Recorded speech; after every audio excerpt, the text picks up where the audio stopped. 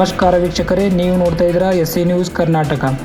ಇತ್ತೀಚಿನ ದಿನಗಳಲ್ಲಿ ಮಕ್ಕಳಲ್ಲಿ ಕಣ್ಣಿನ ದುರ್ಬಲತೆ ಪ್ರಕರಣಗಳು ಹೆಚ್ಚುತ್ತಿರುವುದು ಗಮನಕ್ಕೆ ಬಂದಿದೆ. ತಜ್ಞರ ಅಭಿಪ್ರಾಯದ ಪ್ರಕಾರ ಇದರ ಒಂದು ಪ್ರಮುಖ ಕಾರಣ ದೀರ್ಘಕಾಲದವರೆಗೆ ಸ್ಕ್ರೀನ್ ಎದುರು ಕುಳಿತುಕೊಳ್ಳುವುದಾಗಿದೆ.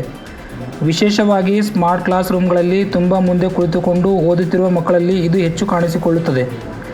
ಕಣ್ಣಿನ ಮೇಲೆ ನಿರಂತರವಾಗಿ ಬೀಳುವ ಡಿಜಿಟಲ್ ಬೆಳಕಿನ ಒತ್ತಡ ಮಕ್ಕಳ ದೃಷ್ಟಿಯನ್ನು ಹಾನಿಗೊಳಿಸಬಹುದು.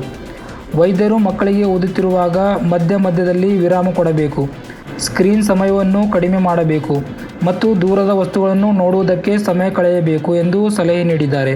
ನೇತ್ರ ರೋಗ ತಜ್ಞರ ಪ್ರಕಾರ ದೀರ್ಘಕಾಲದವರೆಗೆ ಮೊಬೈಲ್, ಲ್ಯಾಪ್ಟಾಪ್ ಅಥವಾ ಪ್ರೊಜೆಕ್ಟರ್ ಪರದೆ ಎದುರು ಕುಳಿತುಕೊಳ್ಳುವುದರಿಂದ ಡಿಜಿಟಲ್ ಐ ಸ್ಕ್ರೀನ್ ಸಮಸ್ಯೆ ಉಂಟಾಗಬಹುದು. ಇದರಿಂದ ಕಣ್ಣು ಒಣಗುವುದು, ಮಸುಕಾಗಿ ಕಾಣುವುದು ಮತ್ತು ತಲೆನೋವು ಮುಂತಾದ ತೊಂದರೆಗಳು ಹೆಚ್ಚಾಗಬಹುದು ಎಂದು ಹೇಳಿದ್ದಾರೆ.